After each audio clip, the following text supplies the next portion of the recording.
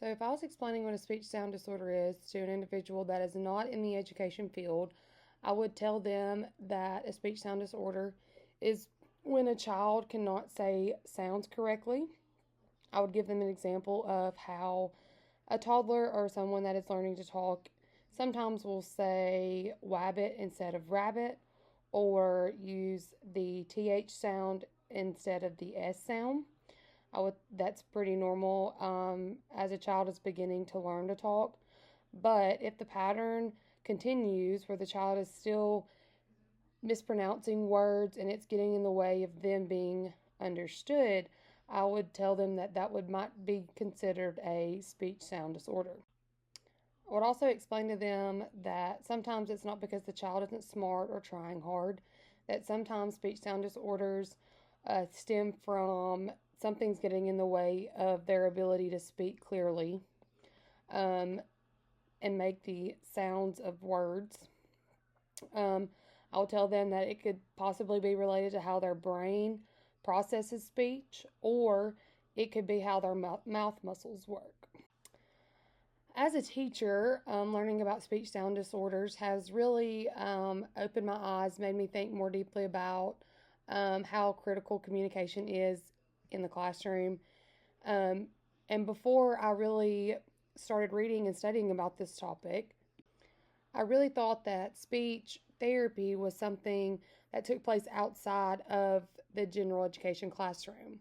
But now I've seen how speech is interconnected with things like reading, writing, and even social development for children. It also made me more empathetic, realizing that students who do struggle to speak clearly might also feel frustrated or isolated or misunderstood. And I've actually experienced that in my classroom, where a child had a speech impediment and he was often made fun of by some of his classmates. The topic reminded me of how powerful early intervention is for students who have speech sound disorders, and also the role that teachers play in helping a child grow out of these speech sound disorders or help them get the appropriate supports. It's not necessarily about fixing the sounds, it's about giving the child the confidence to express themselves and who they are. Speech sound disorders can affect a child and a student in a classroom in many, many ways.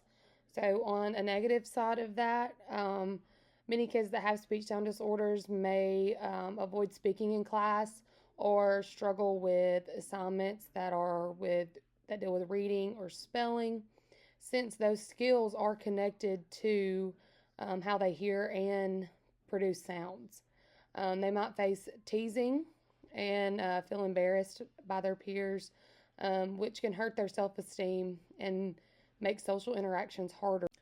So there are positive sides to a speech sound disorder, especially if the teacher or individual that interacts with that child is aware and supportive. So with the correct support and appropriate support, students with a speech sound disorder can make great progress. So in the classroom environment, where the teacher is patient and encouraging and inclusive, the student can make great progress. That environment also sends a message that communication differences are respected in that classroom and can be improved with practice. I've learned how important it is to collaborate with speech language pathologists and notice when students might need that extra support. Being aware of speech sound disorders helps me in my classroom because I'm more aware of things such as making sure I say the directions loud and clearly, use visual cues, or give students different ways to participate. Ultimately, understanding speech sound disorders have helped me become a better advocate for all learners in my classroom, especially those that may not always have the words to speak up for themselves or know how to advocate for themselves.